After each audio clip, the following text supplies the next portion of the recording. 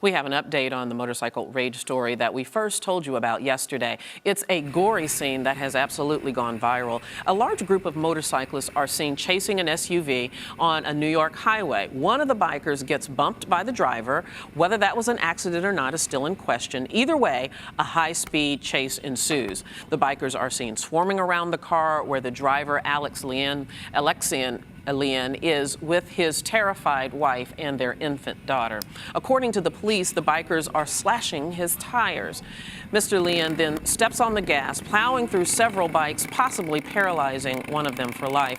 Minutes later, the bikers are seen smashing the window of the SUV. They reportedly drag Mr. Leon out of the car, beating and slashing him in the face. Well, today, in a new twist, all charges are dropped against Alan Edwards. He's the man apparently hitting the back window of the SUV.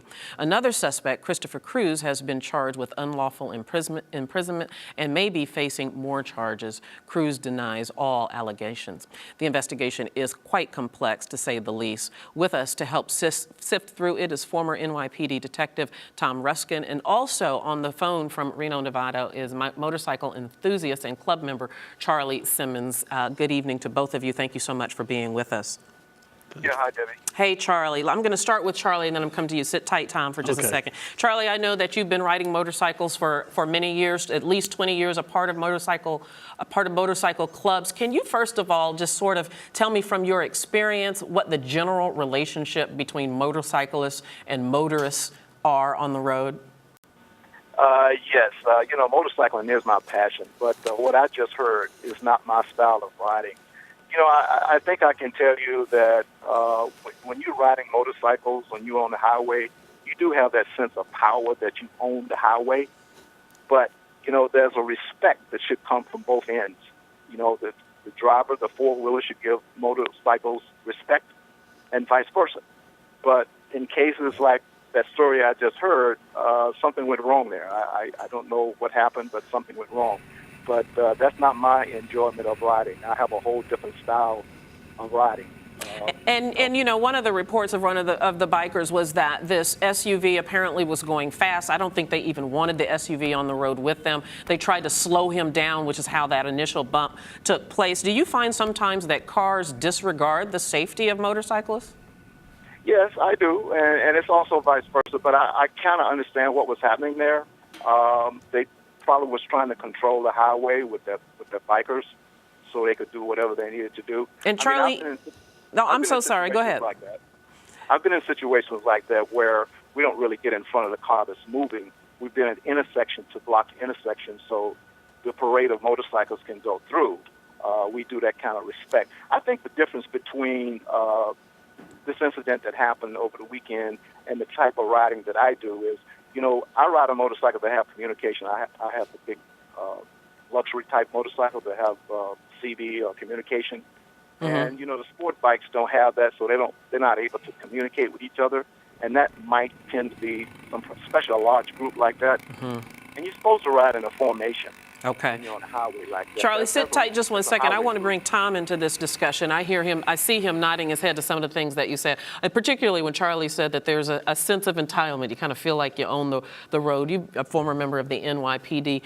From a law enforcement standpoint, what's been the relationship between law enforcement and these big groups of motorcycles? Most of the time, and there's the Hells Angels, there's other large groups, there's the Blue Angels, which is made up of a lot of law enforcement people, and as Charlie said and alluded to, there's a sense of entitlement of the road of motorcycles as well as cars. And a lot of times there are accidents because drivers don't see the motorcycle or motorcyclists crash into cars. In a case like this is totally different. This is a gang mentality. These are groups of young kids who are riding along and feel like they own the road. They're blocking entrances and exits to highways. They are controlling the traffic behind them. And what they are doing is they are doing stunts in front of the cars that they're trying to control. And what I think happened from what I saw in the video, at a certain point in time, this motorcyclist slowed to such a point, the car behind him bumped him by accident. I don't think it was a purposeful act. It doesn't appear to me on the video to be a purposeful act or someone out of frustration. You're dealing with a man who's driving his wife and his infant child. He's not likely with 50 to 100 motorcyclists to do something that's going to enrage them. And you mentioned that just recently you were sort of surrounded by motorcycles like that. I have to imagine that has to feel a bit intimidating. Maybe not for you, the big right. tough Tom Ruskin, but for the average motorist like me, that's got to be intimidating. I think it's intimidating for anyone. And when I was coming back from an airport. It was on a Sunday, and I was driving on the Bronx River Parkway past the Bronx Zoo, and all these motorcyclists, these same, I don't know if it's the same group, but same type of group, passed me, and they were controlling the road. They wouldn't let anyone pass them. They were again doing stunts over the sidewalks, over the curbs, popping a wheelie, which means that they're going back on their back wheel, and they're driving along. If anyone tried to pass them, and there was a guy to my left in the left-hand lane who did try and pass them, they stopped him. They actually got 3 or 4 bikes in front of him and slowed him down so that he couldn't take over. They were blocking entrances and exits to the highway and basically acting in an unlawful way along the highway. And it was scary. It's not scary necessarily for someone in law enforcement because you've seen this before, but it's got to be scary to someone driving on a Sunday, a gorgeous Sunday, up the West Side Highway with his wife and child. Absolutely. And Charlie, even though you are a motorcycle enthusiast yourself, you said you've had this experience where you've been surrounded by a group of motorcycles. Oh, of course. You know, it happens to me when I'm in my four-wheel. You know, it comes up on the right side, and, or you know it, it'll pass you, and you're happy that you didn't hit them because you didn't see them until they pass you. But, you know, I want to explain something here. Very quickly, Charlie. Okay, you know, I've been in groups, large groups like that, but when I ride and we ride in groups like that, we ride in formations.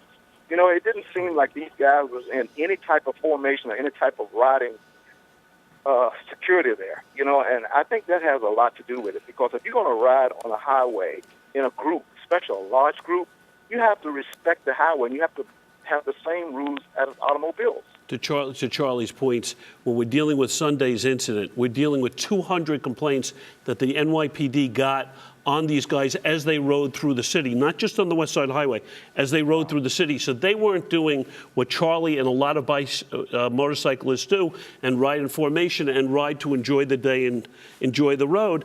They're riding to cause havoc along the way, and that's what happened. Yeah, so unfortunate. There was injury, and maybe even, you know, for that one motorcyclist whose mother says he may never walk again. It can be absolutely devastating. Paralyzed maybe because of this terrible tragedy. We're going to have to stop the discussion right there. But Charlie Simmons, thank you so much for calling in. I know you're out on the road traveling. I do appreciate it. And Tom Ruskin, as always, thank you very much. Nice seeing you. Good to see you, too. Coming up, the U.S. releases a man after 40 years in solitary confinement. You're watching Arise America.